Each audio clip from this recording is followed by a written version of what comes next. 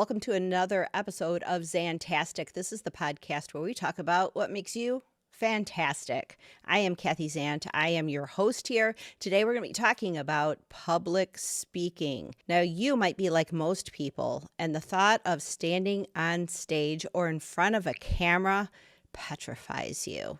I get it. I've been there, but I've also been speaking in front of audiences since I was 11 years old. Yes, I was one of those kids that they gave readings to at church, and I stood in front of audiences and pronounced hard words. The Bible is full of hard words. I didn't realize that. You go to Sunday school and you think, oh, this stuff is easy. Nope. Hard words in the Bible, and I learned them at a young age. Luckily, I had people around to help me, but I stood in front of grown-ups reading the Bible. After that, I went into high school. I was on the debate team and eventually on the speech team in college, and then I took the longest break. I didn't speak at all. I figured in the business world, who wants to hear from a 22-year-old kid? So I learned things, and I learned how to code, and I fell in love with the internet. And then all of a sudden, I had opportunities to stand on stages and speak. Now, my husband, he had a business, a coaching business. He stood on stages around the world, Russia, Peru, all around the United States, and even taught other people how to be effective public speakers. But I was always the person in the background. I was supporting him in his business and finding new clients and managing his technology and his mailing list and all of that fun stuff. It wasn't until much later that I started speaking about my experiences cleaning hack sites, and then started speaking about all sorts of things, mostly in the tech space, mostly around my experience. But the further along I got, the more I started speaking on podcasts and speaking about remote work and all sorts of other things. Getting back into speaking was an experience. Here I was thinking that I had all the speaking experience, I'd be just fine, but I was nervous. Those first few times, it was nerve-wracking, and it's going to be nerve-wracking for you, but here's why you should start speaking. If you're trying to grow your business, people don't want to necessarily always read what you write. While the written word is incredibly important, people want to connect with you. They don't necessarily want to connect with a brand or necessarily just buy your product. They want to know about the people behind the product. They want to establish trust. And the best way to establish trust is to be yourself, be you, be vulnerable, tell your stories, share your experiences. When people get to know who you really are, then you start establishing trust. They start to know who you are, what you stand for, your values. And when your values align with their values and your beliefs align with their beliefs, trust is established. How do you go about effective public speaking? It's a lot easier than you think, but like anything, it requires reps. It requires doing the work. It requires getting out there and trying. It requires pressing record and sitting in front of a camera. It requires standing on stage and finding your comfort level. I wanted to share some of the techniques and tools that I have used in order to be an effective public speaker. First of all, you have to know your material, right? You have to know your stories, and you have to know who your audience is. You have to understand what problems they're trying to solve and what aspirations they have. When you know your stories, when you know what it is that you offer, and you know what problems your audience is trying to solve, it becomes much easier. They fit together like a puzzle piece. You have expertise and experience, you have solutions, and they have a problem. Boom, you put those two things together and you have a client, you have a customer. But when you've never stood on a stage, it can be nerve-wracking. Most people say that standing on a stage and giving a public speech is the most frightful thing in the world. They've done surveys, and people will often rank their fear of public speaking even higher than their fear of dying. That's kind of crazy, but if you're one of these people who look at a stage and say, nope, not for me, I'm sure you understand. But I'd like to encourage you to step out of your comfort zones, find your voice so that you can grow your business. Public speaking is one of the most effective ways that you can grow your business because you establish trust. Now, if there's a stage in a room and there's only one person on the stage, think about it. Who has the authority in that room? It's the person on stage. It's not somebody sitting in the back in the audience. If you can get yourself on stage, you automatically have authority. But the authority doesn't start there. The authority starts before the event even occurs. All of the marketing materials that feature you as one of the speakers, maybe even the keynote speaker, when you have that, you have authority before you've even set foot in the room. Starting a speaking business can be one of the most important things that you do, not just for your business, but for your entire career. If you're just working in an organization and you want to level up to the next level of management, you need to know how to express yourself. You need to show leadership who you are. You need to effectively present your ideas, present your information in a way that connects with audiences. Public speaking is one of the primary ways that you can do this. Now, you might be wondering, where do you even start? Like, if you've never done it, it's not like you can just show up somewhere and give speeches, right? Well, there's this thing called Toastmasters, and they have chapters all over the United States, maybe even all over the world, I'm not sure, but all over the United States for sure. You can find a Toastmasters and go practice your speech and get feedback right there from someone in the room with you who tells you, hey, if you explain this just a little bit more like this, it comes across much cleaner. Or when you did this other thing, it was really good. It really drove your point home. You're going to get feedback. This is what you need to do. In order to be an effective public speaker, you have to get feedback. You have to get in front of an audience that's willing to give you feedback on what you're doing, on your speaking. Toastmasters is a great way to start. Also, you can start with your family, with your friends. Let them know you are doing a presentation and you want to practice. Line your kids up. You have to listen to their stories about what happened at school, right? Well, they have to listen to your stories about what happens at work. Let them be the audience. Let them be the people in front of you that give you the feedback. Also, just standing in front of someone and presenting your speech is going to give you the opportunity to just kind of build those neurons. Get your story straight. Things will occur to you as you're standing in front of a small, friendly audience, and your speech will be refined. That practice, that rehearsal, makes all the difference in the world. Now, should you use slides or not? Well, slides can be a great way to kind of keep your notes right there in front of you. It's also a great way that you can illustrate something. If you have charts and graphs, any kind of information that is visual, slides are a perfect way to do it. But here's something that you shouldn't do. Read your slides. If somebody wants to read your slides, they can do that at home later. If somebody wants to just research that information and get it on the internet, they can do that too. We carry around these phones with the entirety of human knowledge in the palm of our hands. What people are in an audience to do is to see you, to hear from you, to hear your stories, your inspiration, to have an experience. And as a public speaker, that is what you are there to do. You're there to give them an experience. And here's a secret. All audiences, all people want to feel good. They want a dopamine hit, right? If somebody's scrolling on Instagram looking for something to capture their attention, they're looking to feel good. So if you're a public speaker, keep this in mind. Be aware that every single person in that room wants to feel a good feeling. They want to feel good. So give them something at the beginning of your speech that allows them to feel good. For example, I gave a speech at a word camp. It's a WordPress event a couple of years ago. It was well after the pandemic, and there was this 4-year break between the last word camp and the one I was speaking at. And everybody was excited to be back. I could see people hugging in hallways. They hadn't seen their friends for a very long time. At the beginning of my speech, I asked everyone in the audience, how excited are you to be back at this word camp? And the audience erupted in cheers. Everybody was clapping and cheering and so happy to be there. As the presenter, I gave them an opportunity to express how good they were feeling. I created space for them to express those positive feelings that they all were having, but they were sitting in the room waiting for me to talk.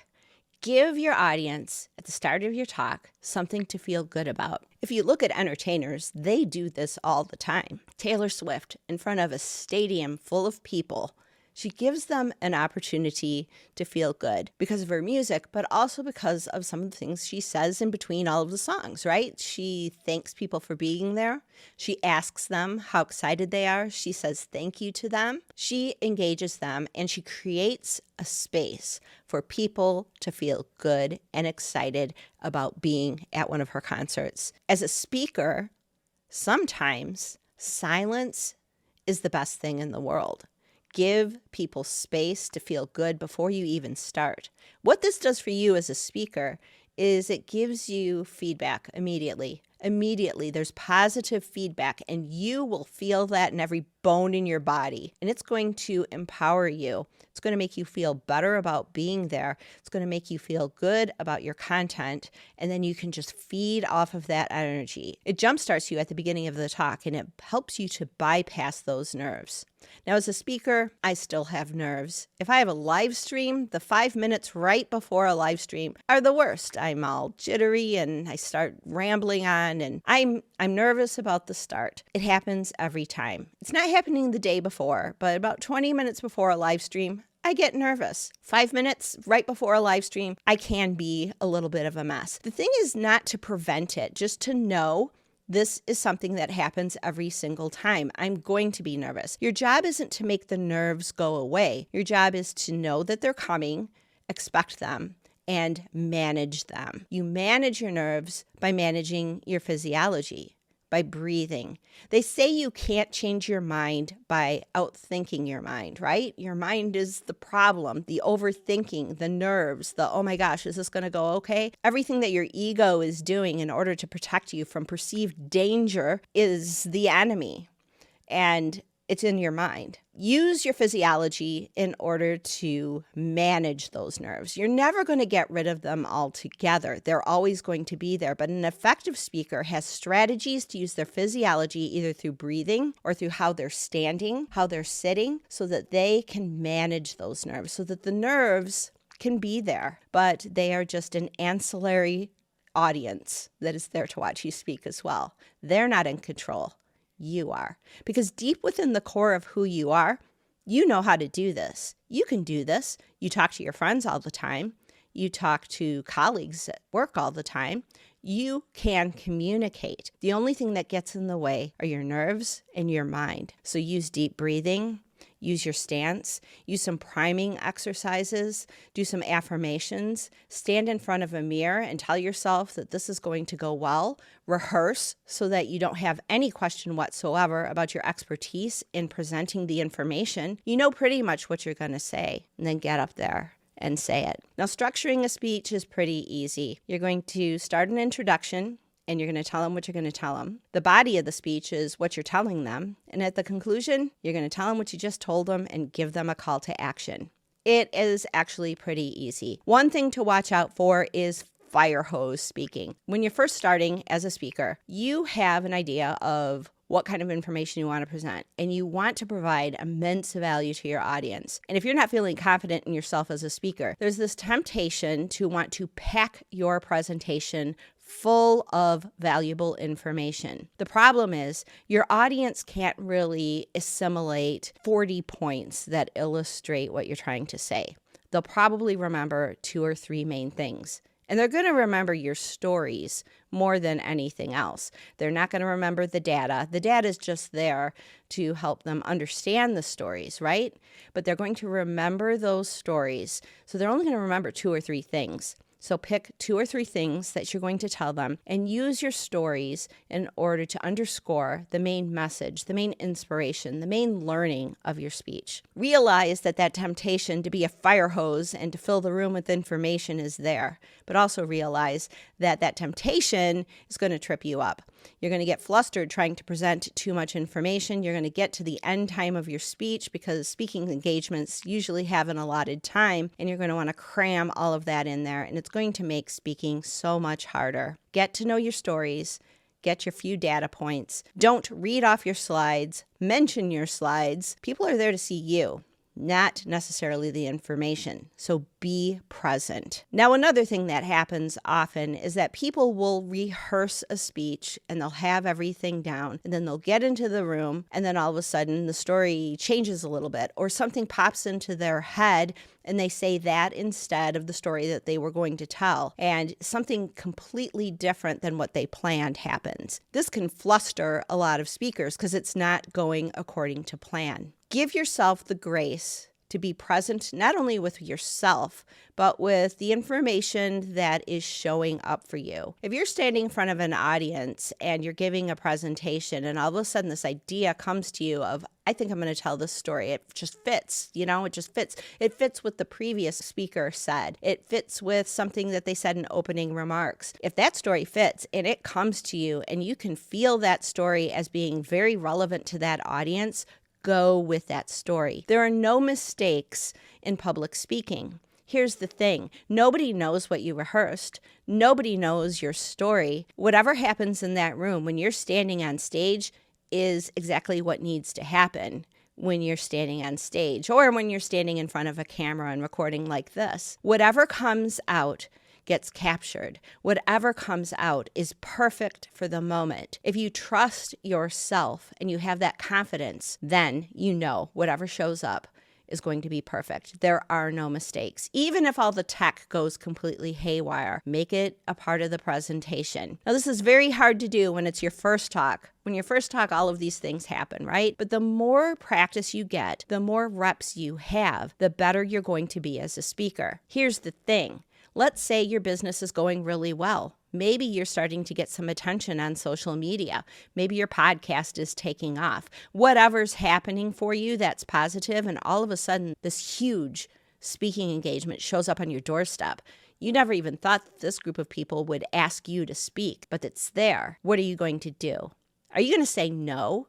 Are you going to say no to one of the biggest opportunities of your life? Or are you going to get your reps in now? Speak to smaller audiences, go to local associations, go to local clubs, even church groups that are looking for new, innovative speakers with new stories and new ideas in order to bring more people back to their church or back to their association's meetup, whatever it is. You can use those smaller engagements to get ready because it's going to happen. You're not in business just to see what happens. You're in business to grow. And if you grow, someone's going to show up asking you to share your story, to talk about your product, your services, how you've helped customers. Whatever stories you have, those are the things that people want to learn about. And those big opportunities, they're coming. Are you going to be ready for it? If you're not ready for it and you need help, I do speech coaching. You can learn more about it. I'll have a link down below.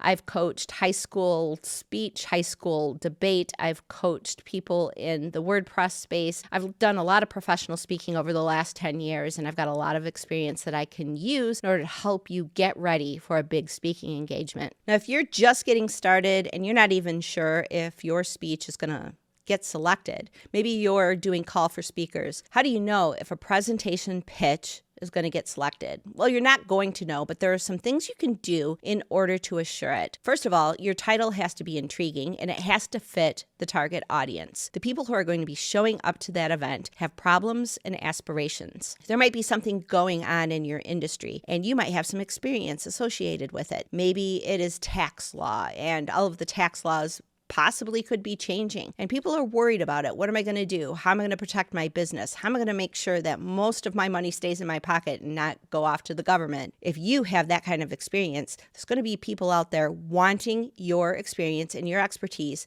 They're going to be wanting your help. That room's going to be full of potential clients.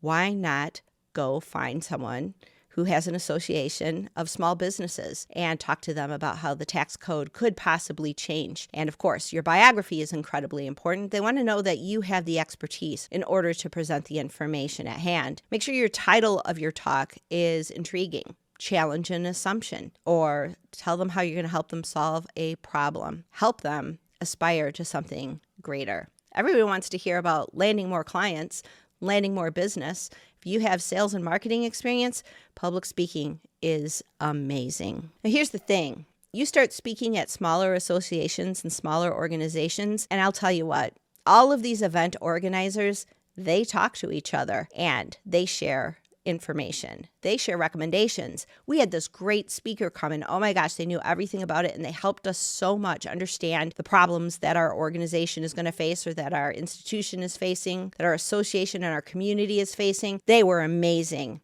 They will recommend you to others. Now, me, I get people asking me to speak about WordPress security all the time. I've made a name for myself as a speaker on WordPress security because I have experience. I've unhacked a ton of different websites and I can speak, I can present. And after you've done it a few times, after you have presented to enough audiences, you build a name for yourself. You build a reputation. People see the marketing materials for competing events and they think, oh, I wonder if this is any good. I'll tell you something. I gave a speech at WordCamp US, the flagship event for all of North America in 2019. I had businesses saying, hey, can you take that exact speech and give it to our organization? We're having a retreat. Sure, of course I can. I would love to. It was about the hacker mindset. It's one of my favorite talks. So that speaking engagement created other speaking engagements for me. And those turned into paid speaking gigs. So you might not think that you're starting speaking to become a paid speaker, but it eventually happens. The more reps you get, the more practice you put into it, the more work you do as a speaker to connect with audiences and entertain them, inspire them, and educate them, the more you'll be known as a speaker. You'll start having to create a line item on your books just to say speaking revenue, because it's going to happen.